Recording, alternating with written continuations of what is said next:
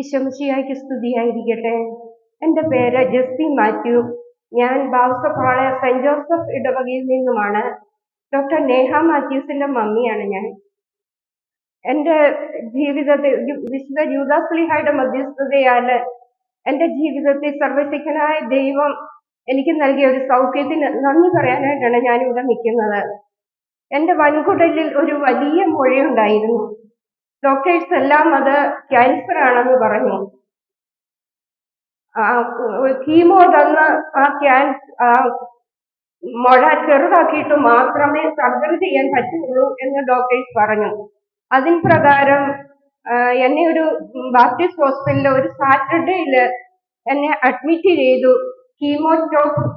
Chemo pot വെക്കാനായിട്ടും അതുപോലൊക്കെ എൻ്റെ വയറ്റിൽ നിന്ന് മലം പോത്തില്ലായിരുന്നു.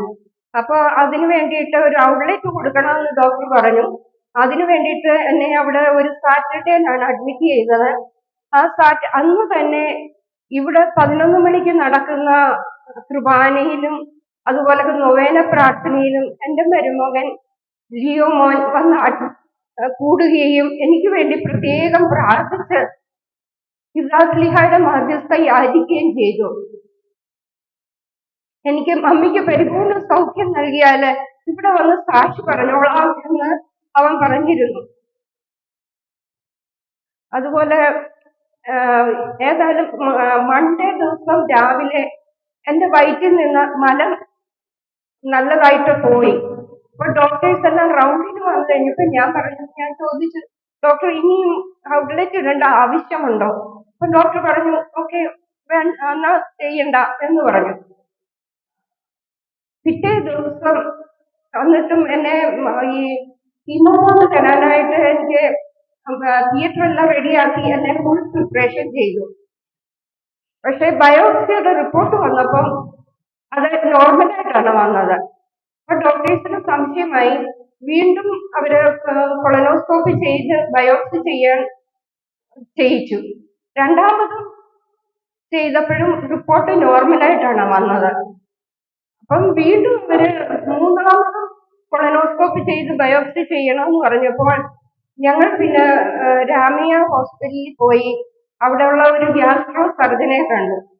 അപ്പൊ ഡോക്ടർ പറഞ്ഞു, കൊളനോസ്കോപ്പി ചെയ്ത് ബയോപ്സിക്ക് അയച്ച് റിപ്പോർട്ട് നോർമലായിട്ട് വരികയാണെങ്കിൽ ഡോക്ടർ സർജറി ചെയ്യാമെന്ന് സമ്മതിച്ചു. അന്നത്തെ ദിവസമായിരുന്നു നേഹയുടെയും വരന്റെയും വീട്ടില് യൂദാസ്ലീഹായുടെ തിരുശേഷിപ്പ് എത്തുന്നത്. അന്ന് അവിടെ എല്ലാവരും എനിക്ക് വേണ്ടി പ്രത്യേകം പ്രാർത്ഥിച്ചു. ഏതായാലും പിറ്റേ ദിവസം തന്നെ റിപ്പോർട്ട് വന്നു. റിപ്പോർട്ട് നോർമൽ ആയിരുന്നു. അപ്പൊ ഡോക്ടർ പറഞ്ഞു, സർജറി ചെയ്യാം, പക്ഷെ ഇത് ഒരു ഹൈ റിസ്ക് സർജറിയാണ്. അതുപോലെ തന്നെ ഔട്ട്ലെറ്റ് കൊടുക്കണം. കൊടുത്താലും 2 മാസം കഴിഞ്ഞ് വീണ്ടും ഒരു സർജറി ചെയ്ത് വേണം അത് ക്ലോസ് ചെയ്യാനായിട്ട്. അപ്പൊ ഏതായാലും ഒക്ടോബർ 25-ാം തീയതി എന്റെ സർജറി നടന്നു. സർജറി കഴിഞ്ഞ് പുറത്തു വന്ന ഡോക്ടർ ലിയോയുമായിട്ട് സംസാരിക്കുകയും ഡോക്ടർ പ്രതീക്ഷിച്ച പോലത്തെ ഒരു ബുദ്ധിമുട്ടും ആ സർജറിയുടെ സമയത്ത് ഉണ്ടായില്ല. അതുപോലത്തെ തന്നെ ഈ ഔട്ട്ലെറ്റ് കൊടുക്കേണ്ടിയും വന്നില്ല. നന്ദി. പിന്നെ എനിക്ക് ഇപ്പൊ ഈ സർജറി കഴിഞ്ഞിട്ട് 5 മാസമായി. ദൈവകൃപയാൽ ഞാനിപ്പോ ആരോഗ്യവതിയായിട്ടിരിക്കുന്നു. 3 മാസം കഴിഞ്ഞ് വീണ്ടും ഒരു സ്കാൻ ചെയ്യണം, അതുകൊണ്ട് ബ്ലഡ് ടെസ്റ്റ് ചെയ്യണം എന്ന് ഡോക്ടർ പറഞ്ഞിരുന്നു. അതെല്ലാം ചെയ്തു. അതെല്ലാം റിപ്പോർട്ടെല്ലാം നോർമലാണ്. പിന്നെ ഇവിടെ എനിക്ക് വേണ്ടിയിട്ട് കുറെ ആൾക്കാർ എനിക്ക് വേണ്ടിയിട്ട് പ്രാർത്ഥിച്ചിട്ടുണ്ട്. എല്ലാവർക്കും പ്രത്യേകം നന്ദി പറയുന്നു.